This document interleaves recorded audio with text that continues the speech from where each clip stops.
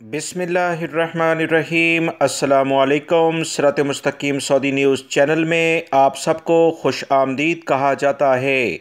आज 30 दिसंबर 2021 है। सऊदी वज़ारत सेहत की जानिब से ताज़ा तरीन जो इतलात शेयर की गई हैं उसके मुताबिक सऊदी अरब में पिछले 24 घंटों के दौरान 752 यानी 752 अफराद कल से कुछ ज़्यादा हैं वो कोरोना का शिकार हो चुके हैं।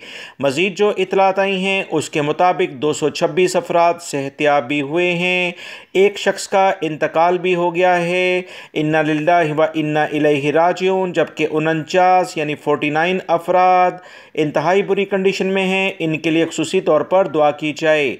सऊदी वज़ारत दाखिला ने वाज़ेह ऐलान कर दिया है तमाम खुली जगहों और बंद जगहों पर हर सूरत में मास्क का इस्तेमाल लाजमी करार दिया जाएगा और जो लोग भी मास्क को इस्तेमाल नहीं करेंगे उन्हें 1000 रियाल जुर्माना किया जाएगा। वीडियो लाइक करके शेयर भी कीजिएगा। अस्सलामु अलैकुम।